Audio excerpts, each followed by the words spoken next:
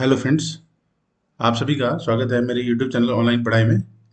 और आज के वीडियो का जो टॉपिक है वो है जनरेशन ऑफ कंप्यूटर। अच्छा, जनरेशन ऑफ कंप्यूटर का जो मीनिंग है वो है कि जैसा आपको पता ही है कि कंप्यूटर की शुरुआत 1942 से चली आ रही है। ठीक है। और अभी तक उसमें टेक्नोलॉजी अपग्रेडेशन चलता जा रहा है। ठीक है। तो अगर हम सीधे सीधे ये बताएं कि कोई बड़ा अगर टेक्नोलॉजी चेंज हो रहा है किसी कंप्यूटर के ऑपरेशन में, तो उस चेंज को हमने कंप्यूटर जनरेशन के नाम से जाना है। यानी किसी भी कंप्यूटर टेक्नोलॉजी के डेवलपमेंट में कोई नई डेवलपमेंट हो रही है, तो वो जो नई डेवलपमेंट होती है वो हमारे जनरेशन ऑफ कंप्यूटर के नाम से जानी जाती है। तो जनरेशन ऑफ कंप्यूटर हमारे पांच कैटेगरी में डिवाइड है। ठीक है, वन टू फिफ्थ।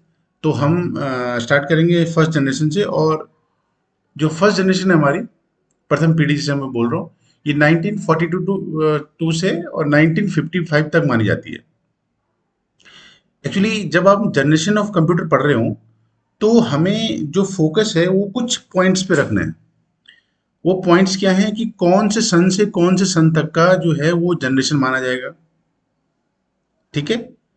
उस टाइम ड्यूरेशन में क्या टेक्नोलॉजी डेवलपमेंट हुआ था, ये कौन सी टेक्नोलॉजी को डेवलप किया गया था, ये कौन सी टेक्नोलॉजी यूज की जा रही थी। ठीक है। फिर हम बात करेंगे तीसरा कि उस समय स्टोरेज के लिए हम किस डिवाइस का यूज कर रहे थे।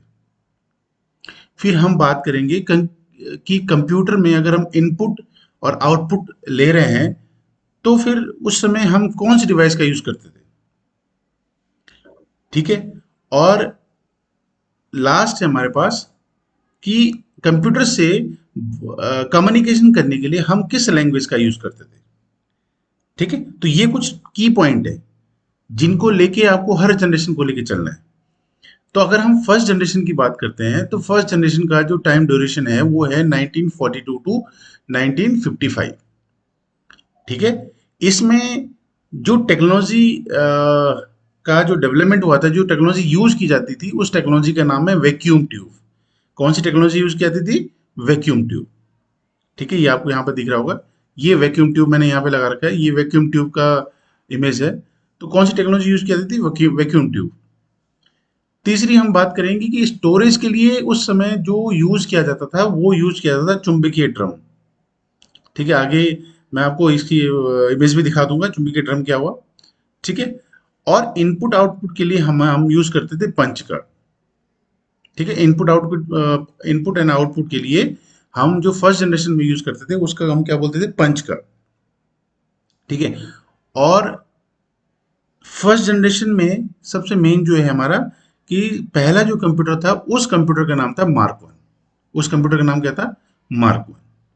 ठीक है। और ये दो कंप्यूटर भी हमारे फर्स्ट जनरेशन में इन्वेंट हुए हैं, जिन्हें हम एनिएक और एडवेक के नाम से जानते हैं। ENIAC electronic numerical integrator and calculator है, इसकी फुल फॉर्म भी बहुत जरूरी है। और EDVAC electronic discrete variable automatic computer. ये दो कंप्यूटर इन्वेंशन हुआ था और ये मार्क वन हमारा फर्स्ट कंप्यूटर था। ठीक है। तो ये ओवरऑल हमारा फर्स्ट जनरेशन में जो भी हमारे टेक्नोलॉजी डेवलपमेंट हुए हैं, टेक्नोलॉजी यूज होती थी, स्टोरेज के लिए यूज होती थी, वो मैंने आपको यहाँ पे बता दिया। ठीक है। अब इसके कुछ एडवांटेजेस हैं जो फर्स्ट जनरेशन थी हमारी।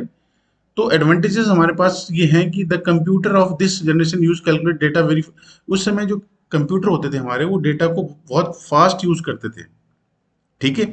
दूसरा मैंने यहाँ पे आपको बताया कि वैक्यूम ट्यूब जो हम यूज करते थे टेक्नोलॉजी वो आसानी से इजीली अवेलेबल थी, इजीली आसानी से मिल जाती थी। ठीक है। वैक्यूम ट्यूब जो टेक्नोलॉजी थी वो ज्यादा एक्सपेंसिव, ज्यादा महंगी नहीं थी। ठीक है। The technology of vacuum tubes was not very expensive, ज्यादा महंगी नहीं थी।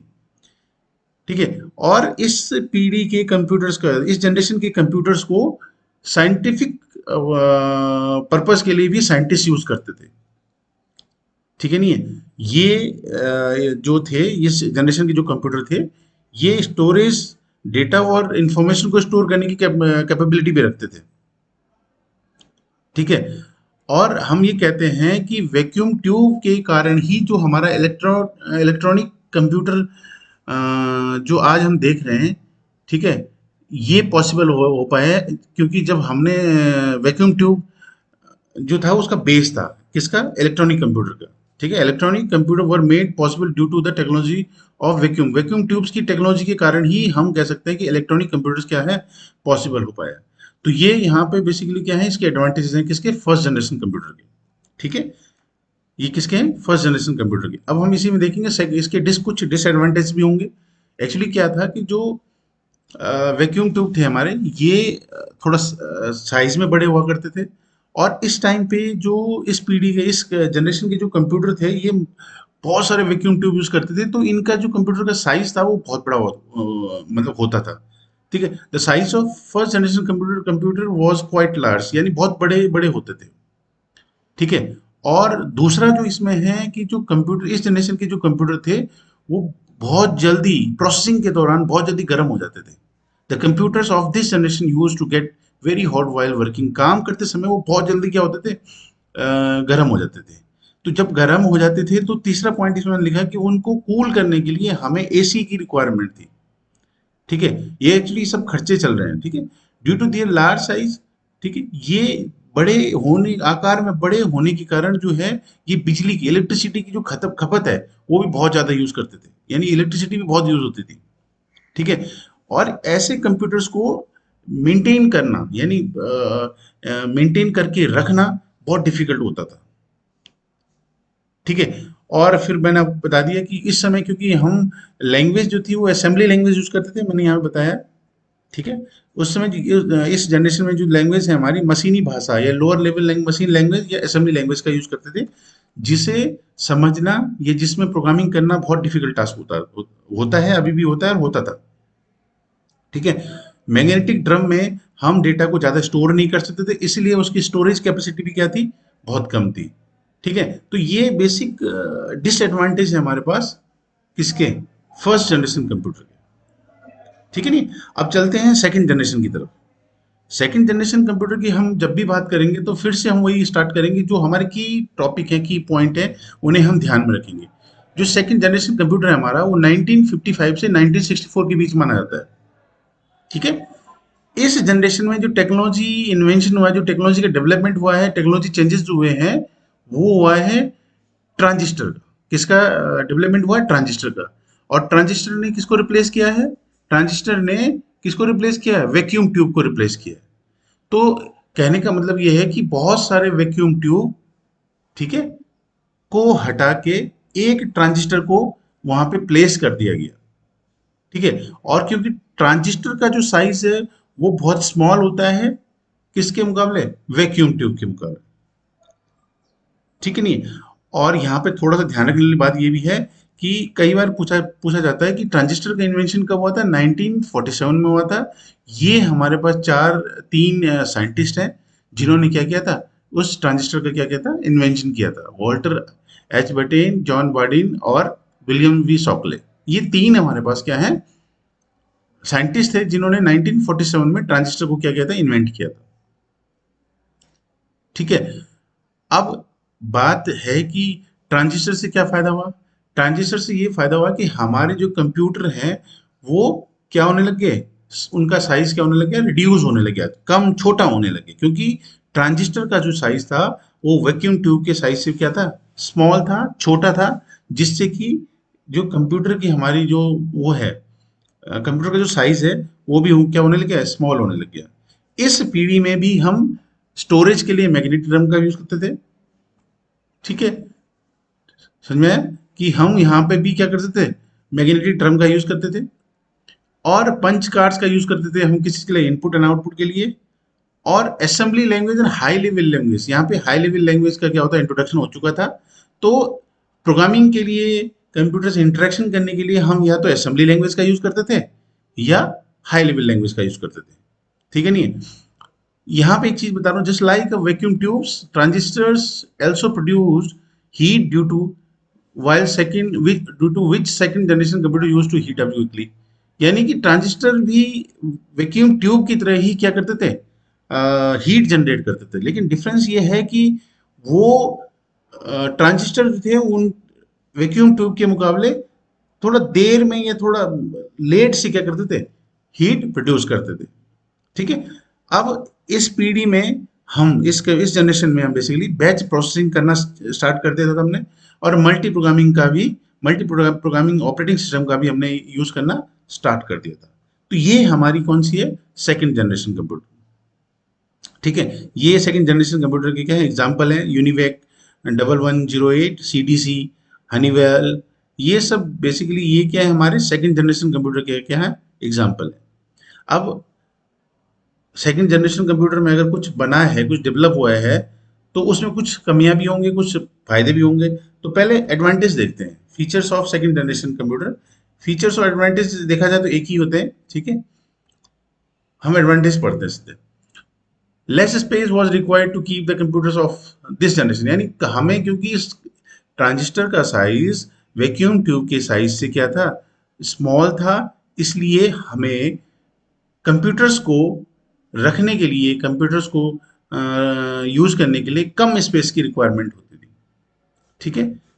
सेकेंड जनरेशन में जो कंप्यूटर्स थे वो क्विकली, यानी बहुत जल्दी हीटअप नहीं होते थे, बहुत जल्दी प्रोसेसिंग के दौरान बहुत जल्दी हीटअप नहीं होते थे। ठीक है। कम इलेक्ट्रिसिटी कंज्यूम करते थे, क्यों, they use to consume less electricity due to their small size. Small size के कारण क्या करते थे वो, लेस इलेक्ट्रिसिटी को क्या करते यूज करते थे। ठीक है। और इनकी जो वर्किंग कैपेसिटी थी सेकंड जनरेशन की, ये फर्स्ट जनरेशन की उससे क्या थी, बहुत अच्छी और बहुत गुड थी, अच्छी थी मतलब। ठीक है। It was easy to maintain the second generation computers as compare to first generation computer के कंपैरिजन में देखा जाए तो सेकंड जनरेशन के कंप्यूटर को मेंटेन करना क्या था, थोड़ा आसान था। ठीक है। एक्यूरेसी के मामले में देखिए और रिलायबिलिटी के मामले में अगर हम देखते हैं, तो जो सेकंड जनरेशन के कंप्यूटर थे वो फर्स्ट जनरेशन के कंप्यूटर से क्या थे, मोर एक्यूरेट और मोर रिलायबल थे। ठीक है। नहीं, तो ये एडवांटेज हो गए हमारे किसी सेकंड जनरेशन के। अब हम बात करते हैं डिसएडवांटेजेस। डिसएडवांटेजेस की हम जब भी बात करेंगे तो computers of this generation needed constant, यानी इस जनरेशन के जो कंप्यूटर्स थे वो एक कांस्टेंट मेंटेनेंस की रिक्वायरमेंट रहती थी, मतलब लगातार उनको मेंटेनेंस की रिक्वायरमेंट थी, तभी वो एक अच्छा परफॉर्मेंस और एक अच्छा आउटपुट देते थे। ठीक है। It was use only to complete some special work, यानी ये बेसिकली किसी स्पेशल वर्क के लिए क्या किए जाते थे, यूज किए जाते थे। हर किसी को या आम आदमी को कंप्यूटर लेने में या कंप्यूटर को रखने का जो था वो पॉसिबिलिटी नहीं थी, मतलब इस लेवल के थे। ठीक है। These computer had to use punch cards for input, ये बेसिकली अभी भी फर्स्ट जनरेशन के अकॉर्डिंग जैसे वैसे ही इनपुट के लिए हम क्या यूज करते थे, अभी भी पंच कार्ड्स का यूज करते थे। ठीक है। नहीं, तो ये ओवरऑल डिसएडवांटेजेस है हमारे किसके, सेकंड जनरेशन के। अब हम थर्ड जनरेशन की तरफ चलते हैं। थर्ड जनरेशन में टेक्नोलॉजी डेवलपमेंट जो हुआ, यानी टेक्नोलॉजी का अपग्रेडेशन जो हुआ है, कंप्यूटर के जो अपग्रेडेशन के लिए टेक्नोलॉजी अपग्रेड हुई है वो हुई है ट्रांजिस्टर से। अब हम किसकी तरफ आ गए, आईसी की तरफ आ गए, इंटीग्रेटेड सर्किट की तरफ आ गए। तो जो हमारा पहला पॉइंट है कि कौन से ईयर को माना जाता है तीसरी पीढ़ी, थर्ड जनरेशन, कौन सी ईयर को, कौन से एरा को, कौन से ड्यूरेशन को माना जाता है, तो वो बेसिकली हमारी है 1964 टू 1971 के जो ड्यूरेशन काल, जो ड्यूरेशन है उसे हम थर्ड जनरेशन ऑफ कंप्यूटर कहते हैं। ठीक है। इस जनरेशन में जो टेक्नोलॉजी अपग्रेडेशन हुआ है, यानी जो टेक्नोलॉजी का अपग्रेडेशन हुआ है, उस टेक्नोलॉजी को हम आईसी बोलते हैं, इंटीग्रेटेड सर्किट बोलते हैं। क्या बोलते हैं, इंटीग्रेटेड सर्किट बोलते हैं, जो कि ट्रांजिस्टर से भी काफी स्मॉलर साइज में है। ठीक है। IC were used in third generation computer. IC, it means integrated circuit were smaller in size and cheaper than a transistor and consumes less power, यानी कि एक तो साइज में वैक्यूम ट्यूब से छोटा है, सस्ता है, और कम पावर की क्या करता है, खपत करता है।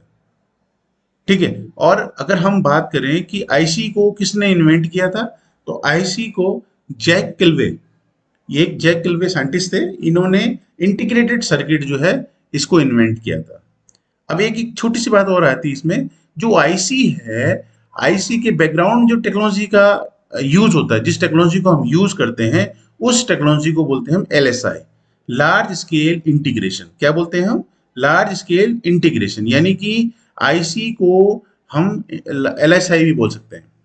एक्चुअली जो लार्ज स्केल इंटीग्रेशन या आईसी जो है हमारी, ये बहुत सारे ट्रांजिस्टर्स, बहुत सारे कैपेसिटर्स, बहुत सारे रजिस्टर्स को बना के मिलके और एक सिलिकॉन की, सिंगल सिलिकॉन की चिप में हम अगर हम वो करते पेस्ट कर देते हैं, एक सिलिकॉन की चिप में लगा देते हैं, तो वो हमारा क्या कहलाता है, इंटीग्रेटेड सर्किट कहलाता है। यानी एक इंटीग्रेटेड सर्किट में हमारे पास बहुत मोर एंड मोर ट्रांजिस्टर्स होंगे, कैपेसिटर्स होंगे और रजिस्टर्स होंगे, और ये सारे के सारे किसमें होंगे, एक सिंगल सिलिकॉन की चिप में होंगे, जो आपको यहाँ दिख रहा होगा ये ऊपर। ठीक है, ये हमारा क्या है, ये आईसी है, इंटीग्रेटेड सर्किट है। ठीक है, अब इसमें देखो टेक्नोलॉजी अपग्रेडेशन, अगर हम कंप्यूटर अपग्रेडेशन की बात करेंगे तो थर्ड जनरेशन में पंच कार्ड को कीबोर्ड और माउस मॉनिटर ने, सॉरी, कीबोर्ड और मॉनिटर ने क्या कर दिया था, रिप्लेस कर दिया था। किसने, कीबोर्ड और मॉनिटर ने। यानी इनपुट एंड आउटपुट के लिए जहां पंच कार्ड यूज किया जाता था सेकंड जनरेशन तक, अब सेकंड पंच कार्ड को रिप्लेस किसने कर दिया, कीबोर्ड एंड मॉनिटर ने रिप्लेस कर दिया। ठीक है, इसी दौरान ऑपरेटिंग सिस्टम आप देख रहे होंगे यहाँ पे, जो ऑपरेटिंग सिस्टम है ये time sharing operating system, remote processing, multi programming operating, ये सब इस पर्टिकुलर उसमें क्या किए जाने लगे, यूज किए जाने लगे। किसमें, इस पर्टिकुलर थर्ड जनरेशन में। ठीक है, और नेक्स्ट अगर हम बात करेंगे, नेक्स्ट हमारा जो की पॉइंट था वो लैंग्वेज था। तो इस लेवल, इस पर्टिकुलर एरा में जो लैंग्वेज यूज की जाती थी उस लैंग्वेज को हम हाई लेवल लैंग्वेज बोलते हैं। जैसे बेसिक यूज किया जाता था पास्कल, PL1, एल्गोल, ये कोबोल, फोर्ट्रान 2, ये सब क्या थे हमारे पास, ये लैंग्वेज यूज की जाती थी कंप्यूटर से कम्युनिकेशन करने के लिए। तो कौन सी लैंग्वेज की जाती थी थर्ड में, हाई लेवल लैंग्वेज का यूज किया जाता था, जो मैंने आपको यहाँ पे बता दिया। एक और अपग्रेडेशन है हमारे पास कंप्यूटर में, जो सेकंड से थर्ड में काफी अपग्रेडेशन आया, ठीक है, अपग्रेड हुआ, वो है हमारी स्टोरेज कैपेसिटी। अब स्टोरेज कैपेसिटी की हम बात करेंगे तो यहाँ पे अब हम स्टोरेज के लिए मैग्नेटिक डिस्क और रैंडम एक्सेस मेमोरी रैम का यूज करने लगे।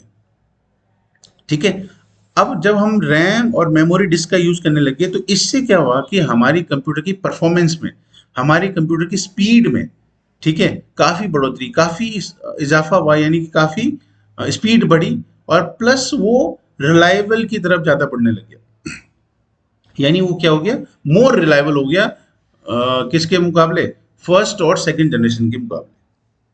ठीक है नहीं, तो ये है हमारे पास थर्ड जनरेशन की बात कर रहे हैं। अब बात करते हैं थर्ड जनरेशन में एडवांटेजेस क्या थे इसके इसका इस पर्टिकुलर एरा के, इस पर्टिकुलर एरा के कंप्यूटर्स का। Third generation computers were much faster and reliable then before. यानी इससे पहले जितने भी कंप्यूटर हमारे पास थे वो क्या थे, सारे के सारे वो, ये जो थर्ड जनरेशन का कंप्यूटर है ये उनसे क्या था, फास्ट और रिलायबल था। High level language was used in the computers of this, यानी यहाँ पे मैंने अभी आपको बताया कोबोल, फोर्ट्रान, यही ऐसे हाई लेवल लैंग्वेज का यूज किया जाने लग गया कंप्यूटर से कम्युनिकेशन करने के लिए। साइज जो था वो काफी स्मॉल हो गया, स्मॉलर देन जितने भी हमारे अभी तक बिफोर जितने भी कंप्यूटर थे उन सब के साइज के मुकाबले ये इसका जो साइज है वो क्या हो गया, काफी कम हो गया। ठीक है, इसे, क्योंकि अब देखो इनपुट एंड आउटपुट को के लिए हमने मॉनिटर और कीबोर्ड को यहाँ पे क्या कर दिया, इंट्रोड्यूस कर दिया, तो अब इसको ऑपरेट करना, कंप्यूटर्स को ऑपरेट करना भी क्या हो गया, बहुत आसान हो गया। It was very easy to operate the computers of this generation. यानी इजी कैसे हुआ कि हमने इनपुट के लिए कीबोर्ड का यूज करने लगे और आउटपुट के लिए मॉनिटर का यूज करने लगे। ठीक है, इसी जनरेशन की अगर हम बात करेंगे तो यही ये हमें मल्टी प्रोग्रामिंग की फैसिलिटी भी कौन प्रोवाइड करता है, हमें थर्ड जनरेशन करती है। दीज कंप्यूटर्स आर, ये इजिली, इस जनरेशन के कंप्यूटर्स को इजिली क्या कर सकते थे हम, मेंटेन कर सकते थे। These computers were easy to maintain. Computers of this generation generated less heat. यानी इस जनरेशन के जो कंप्यूटर थे वो पावर को कम कंज्यूम करते थे। ठीक है, और क्योंकि स्मॉलर साइज थे, पावर हीट कम जनरेट करते थे। ठीक है, तो इससे क्या हुआ कि इस जनरेशन के कंप्यूटर में क्या था कि जो इलेक्ट्रिसिटी कंज्यूम करने की जो स्पीड थी, जो कैपेसिटी थी, वो क्या हो गई, बहुत कम होगी, यानी अमाउंट ऑफ इलेक्ट्रिसिटी क्या होगी, बहुत लेस होगी, बहुत कम होगी। ठीक है नहीं, तो ये हमारे क्या थे advantages of third generation computer. अब हम बात करते हैं डिसएडवांटेजेस। डिसएडवांटेजेस की बात जब भी हम करेंगे तो third generation computer were very, ये उस समय के कंप्यूटर जैसे बहुत ज्यादा क्या होते थे, एक्सपेंसिव होते थे। ठीक है, speed of these computer was much less than today's computer, यानी आज की बात हम करेंगे, हम तो आगे की बात कर रहे हैं, पीछे वालों से तो ये बेटर था, लेकिन आगे जो हम आज यूज कर रहे हैं उनके मुकाबले इसकी स्पीड क्या होती, बहुत कम थी। ठीक है, formal training was required to use these computer, यानी एक फॉर्मल ट्रेनिंग की रिक्वायरमेंट होती थी अगर आपको इन कंप्यूटर्स को यूज करना है। AC was needed keep the computers of this generation cool, यानी एसी तो फिर भी चाहिए जनरेशन, इस जनरेशन के कंप्यूटर को कूल करने के लिए। It was very difficult to make IC chips at that time, यानी उसी समय अगर हम आईसी चिप को बनाने की बात करते हैं तो वो बहुत पॉसिबल नहीं हो पाएगा। Special workers were required to make and repair IC chip, यानी आईसी चिप बेसिकली हमने थोड़ा टेक्नोलॉजी इंप्लीमेंटेशन तो कर दिया, लेकिन अब हम डोमेन की तरफ जाने लगे। डोमेन का मतलब समझ लो कि हमें हर काम के लिए एक स्पेसिफिक पर्सन की रिक्वायरमेंट होने लगी। ठीक है, अब अगर आपने टेक्नोलॉजी डेवलप किया है और उसको एडवांस लाए हो, तो उस एडवांस टेक्नोलॉजी को समझने के लिए, उसको काम करने के लिए आपको आदमी चाहिए होगा, आपको वर्कर चाहिए होगा। ठीक है, तो इसीलिए कहते हैं कि इस टेक्नोलॉजी में जो भी अपग्रेडेशन हुए हैं उसको करने के लिए हमें एक स्पेशल वर्कर की क्या थी, रिक्वायरमेंट थी। ठीक है, तो ये तो क्या हो गया, हमारे डिसएडवांटेज हो गए किसके, थर्ड जनरेशन कंप्यूटर। अब हम बात करते हैं फोर्थ जनरेशन कंप्यूटर की। फोर्थ जनरेशन कंप्यूटर का जो स्टार्टिंग टाइम माना जाता है वो माना जाता है 1970 से लेके, और एंडिंग टाइम है इसका 1985 अप्रोक्स माना जाता है। ठीक है, यानी कि फर्स्ट की पॉइंट है इसका ईयर, वो 1970 से लेके 1985 तक। सेकंड है कि क्या मेजर डेवलपमेंट हुआ था इस एरा में, इस पर्टिकुलर जनरेशन के अंदर में। तो जो मेजर डेवलपमेंट हुआ था, जो टेक्नोलॉजी डेवलपमेंट हुआ था, वो हुआ था माइक्रो प्रोसेसर। ठीक है, और जो माइक्रो प्रोसेसर है वो किसकी जगह पे यूज किया गया था, वो किया गया था यूज आईसी की जगह पे, आई इंटीग्रेटेड सर्किट की जगह पे। ठीक है, दूसरी अगर हम बात करते हैं इसमें कि इसके जो माइक्रो प्रोसेसर के पीछे जो टेक्नोलॉजी है, उस टेक्नोलॉजी को हम कहते हैं वीएलएसआई। क्या बोलते हैं, VLSI, very large scale integration. ठीक है, ये वीएलएसआई होता क्या है, वीएलएसआई बेसिकली हम अगर बात करेंगे तो वीएलएसआई एक ऐसी टेक्नोलॉजी है दैट कंबाइंस मिलियंस और billions of transistors onto a single chip to create a integrated circuit, यानी एक आईसी है। ठीक है, एक आईसी हम क्रिएट कर रहे हैं और उस आईसी के अंदर हमारे पास कम से कम मिलियंस और बिलियंस ऑफ ट्रांजिस्टर्स हैं। ठीक है, तो वो जो बेसिक टेक्नोलॉजी है, उस बेसिक टेक्नोलॉजी को हम कहते हैं वीएलएसआई। ठीक है, क्या कहते हैं उसे, वीएलएसआई बोलते हैं। ठीक है, नेक्स्ट हम बात करते हैं इसमें जो लैंग्वेज है। ठीक है, वो लैंग्वेज हम हाई लेवल लैंग्वेज यूज करते थे, जैसे सी और सी प्लस प्लस और भी जितनी भी हाई लेवल लैंग्वेजेस हैं। ठीक है, और इसी दौरान जो है वो जो पर्सनल कंप्यूटर्स हमारे हैं वो हमारे क्या होने लगे, अधिकतर घरों में यूज होने लग गए। ठीक है, उनकी जो वो है स्पीड है, मतलब स्पीड बोले तो खरीदने की, ठीक है, यूज होने की, वो क्या हो गई, बढ़ती गई, इसी जनरेशन से हुआ है। ठीक है, कीबोर्ड और माउस का यूज हम इनपुट आउटपुट के लिए करते थे। मैग्नेटिक डिस्क का यूज हम स्टोरेज के लिए करते थे इस जनरेशन में।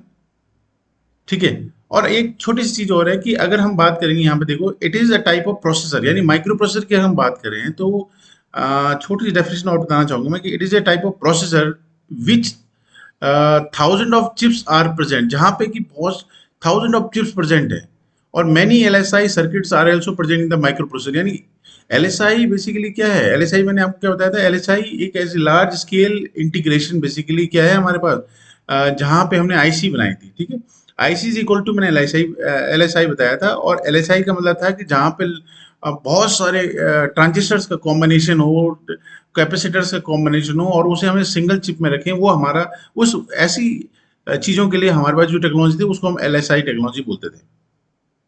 ठीक है, तो ये ओवरऑल हमारा है फोर्थ जनरेशन। क्या क्या बताया मैंने, फोर्थ जनरेशन कंप्यूटर में पहला आ गया ईयर 1970 टू 1985, दूसरा माइक्रो प्रोसेसर प्रोसेसर का इम्प्लीमेंटेशन या डेवलपमेंट हुआ था टेक्नोलॉजी में, या जो हमारा डिवाइस जो डेवलप हुआ था या जो हमारा चिप डेवलप हुई थी वो हमारी माइक्रो प्रोसेसर थी। ठीक है, टेक्नोलॉजी जो थी उस समय पे, उस टेक्नोलॉजी को हम वीएलएसआई टेक्नोलॉजी बोलते थे। कीबोर्ड और माउस का इनपुट एंड आउटपुट के लिए, कीबोर्ड और mouse as well as monitor, keyboard and mouse, और इसमें थोड़ा सा एडिट कर देना कि आउटपुट के लिए मॉनिटर का यूज किया जाता था इनपुट एंड आउटपुट के लिए।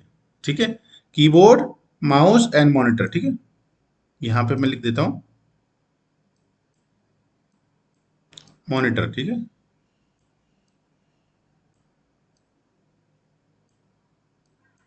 मॉनिटर का यूज करते थे हम किस चीज के लिए, आउटपुट और इनपुट के लिए। ठीक है, ये दोनों तो इनपुट डिवाइसेस हो गए, कीबोर्ड और माउस, ये दोनों इनपुट डिवाइसेस हो गए, और मॉनिटर क्या हो गया आपका, आउटपुट डिवाइस हो गया। ठीक है, तो ये इनपुट एंड आउटपुट के लिए हम कीबोर्ड, माउस और मॉनिटर का यूज करते थे, और स्टोरेज के लिए हम क्या करते थे, मैग्नेटिक डिस्क का यूज करते थे। ठीक है, इस जनरेशन के जो कंप्यूटर हैं वो हमारे आईबीएम, आईबीएम की फुल फॉर्म फिर से बता रहा हूँ मैं, इंटरनेशनल बिजनेस मशीन, ये कई बार पूछा जा सकता है।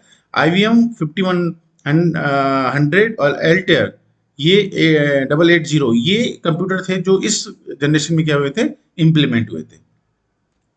ठीक है, अब एडवांटेजेस की बात करते हैं। तो the speed of fourth generation computer was much better than all the previous,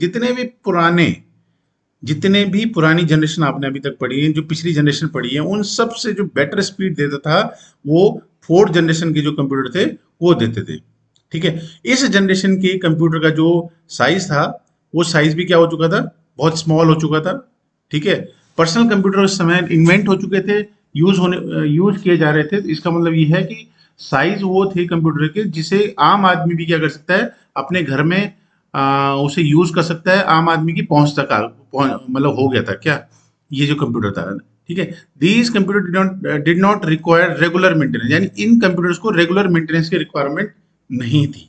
maintenance की रिक्वायरमेंट तो होती है, पर रेगुलर मेंटेनेंस की रिक्वायरमेंट नहीं थी, जो इससे पहले मैंने तीसरी थर्ड जनरेशन तक के बताए थे, जिसमें वो रेगुलर मेंटेनेंस की रिक्वायरमेंट होती थी। Computers of this generation were cheap and easily available, यानी बहुत सस्ते और आसानी से मिलने लगे थे कंप्यूटर। ठीक है, और इस पर्टिकुलर उसके लिए कम एसी, यानी जो हमारे कंप्यूटर जो हीट जनरेट करते थे उसके लिए इतनी एसी की रिक्वायरमेंट नहीं थी, लिटिल बिट एसी की रिक्वायरमेंट थी, ज्यादा की नहीं थी। ठीक है, और जो जनरेशन के कंप्यूटर थे, ठीक है, वो रिलायबल, बहुत ज्यादा रिलायबल होते थे, और हाई लेवल लैंग्वेज को क्या करते थे, सपोर्ट करते थे। ठीक है, और इस कंप्यूटर में क्या हो गया, स्टोरेज की बात हम कर रहे हैं, तो इस जनरेशन में जो कंप्यूटर यूज होते थे उनमें जो स्टोरेज कैपेसिटी थी, वो जो पिछले जितने भी कंप्यूटर थे उन कंप्यूटर से ज्यादा क्या थी, लार्ज अमाउंट थी, यार उनसे ज्यादा क्या थी, मोर थी और ज्यादा थी। ठीक है, तो ये हमारे advantages of fourth generation computer. अब हम डिसएडवांटेजेस की बात करेंगे।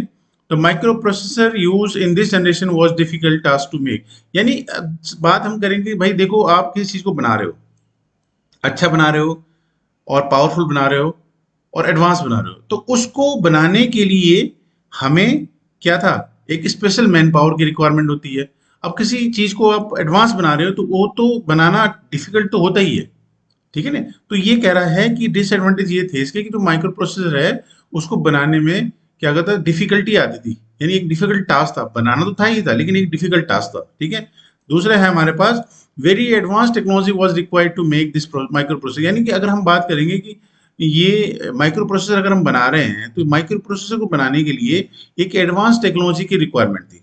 एडवांस टेक्नोलॉजी का मतलब होता है कि अगर हम बात करेंगे तो ये आपने देखा होगा कि जब हर कंपनी इंडिया की माइक्रो प्रोसेसर क्यों नहीं बनाती, क्योंकि माइक्रो प्रोसेसर को बनाने के लिए कुछ अलग और एडवांस टेक्नोलॉजी की रिक्वायरमेंट होती है, इसलिए लिमिटेड ही कंपनीज हैं जिनमें जो माइक्रो प्रोसेसर को बनाती हैं। ठीक है, तो इसलिए very advance technology was required to make a microprocessor. ठीक है, a cooling fan was required, ये तो पता ही होगा कि अगर कोई भी प्रोसेसर अगर प्रोसेस कर रहा है तो वो कहीं ना कहीं अपने आप में हीट जनरेट करेगा, तो उस हीट को मेंटेन करने के लिए हमें एक कूलिंग फैन की क्या होती थी, रिक्वायरमेंट होती थी। ये इसका क्या है, डिसएडवांटेजेस है। ठीक है,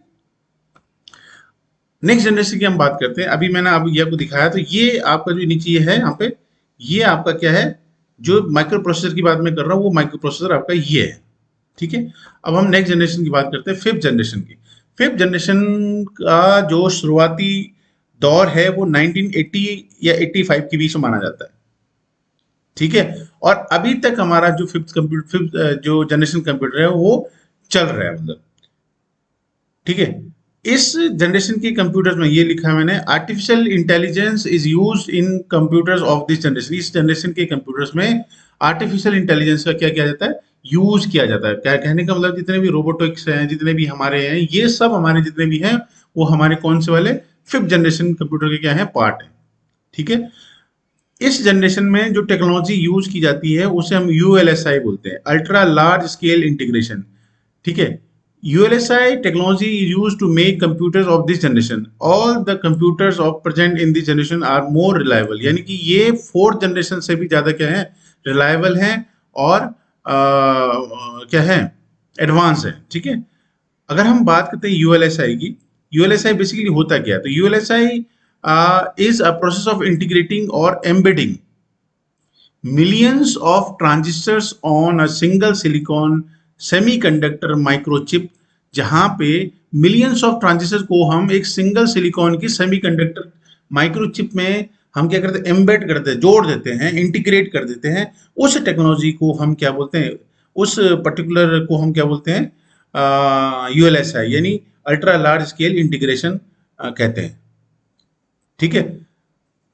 at present the fifth generation of computer is going on this last generation of computer, यानी इसमें हमारे पास सी, सी प्लस, जावा, डॉट नेट, सी शार्प, जितने भी हैं वो सारे के सारे हमारे क्या हो रहे हैं, इस समय यूज किए जा रहे हैं। कब, फिफ्थ जनरेशन कंप्यूटर में।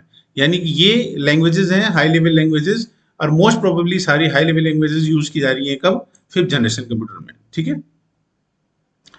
इस समय के जो कंप्यूटर हैं उनके एग्जाम्पल कुछ ऐसे हैं, परम 10,000, IBM notebook, Intel P4 laptop. जो इंटेल P4 है, ये P1, P2, P3, P4, ये बेसिकली पेंटियम 1, पेंटियम 2, ऐसी IBM की नोटबुक है। ये एग्जाम्पल है हमारे पास किस, कौन सी जनरेशन के, फिफ्थ जनरेशन कंप्यूटर के।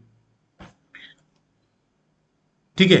अब हम बात करते हैं फिफ्थ जनरेशन। अब आजकल आप देख ही रहे होंगे फिफ्थ जनरेशन कंप्यूटर में क्या है, जितने भी हमारे हेल्थ हो गया, एंटरटेनमेंट है, रोबोट्स बना रहे हैं हम। ठीक है। इन सब में, गेमिंग में हो गया, इन सब में जितने भी कंप्यूटर यूज किए जा रहे हैं वो सारे के सारे कंप्यूटर कौन से जनरेशन के माने जाते हैं, फिफ्थ जनरेशन के माने जाते हैं। ठीक है। और ये computers of this generation are used to make such machine that can learn like a human। जैसे मशीन लर्निंग की बात करते हैं, रोबोटिक्स की बात करते हैं, ठीक है, डेटा एनालिसिस की बात करते हैं, जितनी आर्टिफिशियल इंटेलिजेंस की बात करते हैं, ये जितने भी फील्ड है। ठीक है। जैसे अगर हम मशीन लर्निंग की बात करते हैं तो जो एज अ ह्यूमन बिहेव अगर कोई मशीन कर रही है तो मशीन लर्निंग में वो आएगा, मशीन लर्निंग हो गया। ठीक है। रोबोटिक्स में आएगा। तो ये सारे जितने भी हमारे पर्टिकुलर चीज़ें यूज की जा रही हैं वो सारी की सारी हमारे किसमें पढ़ाई जाती है, ऑल्सो टीच एंड, मतलब किसमें की जाती हैं, फिफ्थ जनरेशन कंप्यूटर में की जाती हैं। ठीक है। ये सारी जितने भी टेक्नोलॉजी, जितने भी टर्म्स हमारे यूज हो रहे हैं, ये सारे के सारे किस में होंगे, फिफ्थ जनरेशन कंप्यूटर में होंगे। ठीक है। नेक्स्ट करते हैं advantages of fifth generation computer. The speed of this computer is more than all the computers of previous. यानी ये तो वो सही वही हो गया कि फोर्थ से अगर हम बात करते हैं तो फोर्थ तक जितनी जनरेशन थे उन सब से ज्यादा स्पीड किसकी है, फिफ्थ जनरेशन कंप्यूटर्स की है। It is easy to repair computer on this generation, यानी कि इस जनरेशन के कंप्यूटर हमारे इजीली क्या हो जाते हैं, रिपेयर हो जाते हैं। ठीक है। इजीली रिपेयर मतलब इन्हें, जैसे आजकल आप देख रहे होंगे, आम आदमी या बहुत ज्यादा स्पेसिफिक डोमेन की रिक्वायरमेंट नहीं है, आसानी से ये कंप्यूटर्स क्या हो जाते हैं, रिपेयर हो जाते हैं। Due to their small size the fifth generation computers are very light. जैसे आप लैपटॉप देख रहे होंगे, नोट पैड देख रहे होंगे, पाम टॉप देख रहे होंगे, ये सारे जो हैं आसानी से आप कहीं मूवमेंट कर सकते हो, उन्हें लेके आसानी से कैरी कर सकते हो। ये हमारे क्या है, स्मॉल साइज होने के कारण क्या है, इन्हें आसानी से आप क्या करते हैं, कैरी कर सकते हैं। और इनका साइज कम होने के कारण इनका वेट क्या होता है, हमेशा लाइट वेट होते हैं। ठीक है। The fifth generation computers do not need to be maintain, यानी इनको ज्यादा मेंटेनेंस की जरूरत क्यों नहीं होती, पर इन्हें फ्रिक्वेंटली मेंटेनेंस करने की जरूरत नहीं होती है। These computers can be taken off any place. For example, you can take laptop anywhere. This computer is more reliable. यानी सीधा सीधा ये इस पर्टिकुलर फीचर का मतलब ये होगा कि स्मॉल साइज होने के कारण लाइट वेट होने के कारण आप अपने पर्सनल कंप्यूटर यानी पर्सनल कंप्यूटर अपने लैपटॉप अपने पाम टॉप को कहीं पे भी किसी भी यानी प्लेस कहीं पे भी क्या कर सकते हैं अपने साथ मूवमेंट कर सकते हैं यानी उसे लेके जा सकते हैं अपने साथ कैरी कर सकते हैं। ठीक है, ये पॉसिबल केवल केवल इसलिए हो पाया है कि फिफ्थ जनरेशन कंप्यूटर जो है उसने क्या किया है यूएलएसआई टेक्नोलॉजी पे काम किया है और यूएलएसआई टेक्नोलॉजी के कारण जो है आपके कंप्यूटर का साइज क्या हो चुका है बहुत स्मॉल और बहुत कम हो चुका है। ठीक है, no need to AC keep these computer यानी यहाँ पे आपके कंप्यूटर में एसी और ये ऐसी चीजों को लगाने की जरूरत नहीं है। अब बात करते हैं disadvantage of fifth generation computer. देखो जो फिफ्थ जनरेशन कंप्यूटर थे हमारे इसके कुछ फायदों के साथ साथ में इसके कुछ डिसएडवांटेज भी थे। जैसे इन कंप्यूटर्स में हम एआई का इस्तेमाल करते थे। ठीक है, बट अभी तक एआई जो है वो पूरी तरह डेवलप नहीं किया गया, एआई को जो है अभी तक पूरी तरह डेवलप नहीं किया गया। ये भी इसका एक डिसएडवांटेज है क्योंकि ये कंप्यूटर्स बेसिकली बने ही यानी जनरेशन में ज़्यादातर जो फोकस था वो एआई पे था लेकिन अभी तक एआई पे पूरा काम संभव नहीं हो पाया। ठीक है, इस जनरेशन के कंप्यूटर को बनाने के लिए जटिल टूल यानी कॉम्प्लेक्स टूल का इस्तेमाल किया जाता था। ठीक है, ये यानी इस जो जनरेशन है इस जनरेशन में जितने भी कंप्यूटर बनाए जाते हैं उनको बनाने के लिए एक कॉम्प्लेक्स टूल का इस्तेमाल किया जाता है जो कि जो कॉम्प्लेक्स टूल है वो जो आसानी से अवेलेबल नहीं होता, आसानी से नहीं मिलता है। ठीक है, नहीं जब नहीं मिलेगा तो चीज़ें कहीं ना कहीं दिक्कत करेंगी किस चीज़ में डेवलपमेंट में। ठीक है, तो ये डिसएडवांटेज थे हमारे फिफ्थ जनरेशन कंप्यूटर के। अब हम बात करते हैं ये हमारे कुछ एग्जांपल हैं फिफ्थ जनरेशन कंप्यूटर के। अल्टीमेट सुपर कंप्यूटर हो गया, लैपटॉप है, डेस्कटॉप है, वर्क स्टेशन है, नोटबुक है। ठीक है, ये वो डिवाइसेस हैं ये वो टेक्नोलॉजी डेवलपमेंट है जो फर्स्ट से लेके और फिफ्थ जनरेशन तक मैंने आपको बताया है। जैसे ये फर्स्ट है हमारा, ये वैक्यूम ट्यूब है, ट्रांजिस्टर है, फिर इंटीग्रेटेड सर्किट है, फिर माइक्रो प्रोसेसर है और ये पर्टिकुलर जो है ये हमारी स्टोरेज डिवाइसेस है। ये क्या है हमारी स्टोरेज डिवाइसेस हैं, magnetic drum and magnetic disk. बीच में मैं यूज कर रहा था पंच कार्ड का, तो ये वो पंच कार्ड है। ठीक है, जो इनपुट एंड आउटपुट के लिए क्या किया जाता था यूज किया जाता था। ठीक है, तो अगर आपको मेरा वीडियो पसंद आया हो तो लाइक सब्सक्राइब और शेयर जरूर करें। Thank you.